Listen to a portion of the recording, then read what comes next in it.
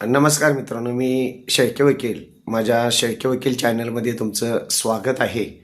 आजचा महत्त्वाचा विषय असा आहे, जर तुमची कोर्टामध्ये केस पेंडिंग पडत चाललेली असेल तर महत्त्वाची एक काळजी घेणं तुम्ही गरजेचं आहे.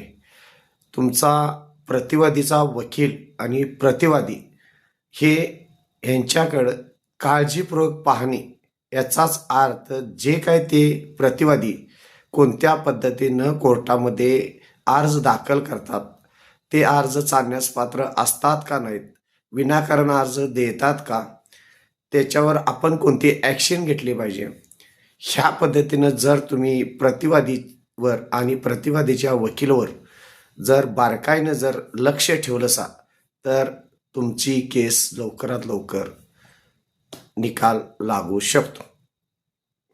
माझ्या चॅनलला प्लीज सबस्क्राईब करा, लाईक करा, शेअर करा. धन्यवाद.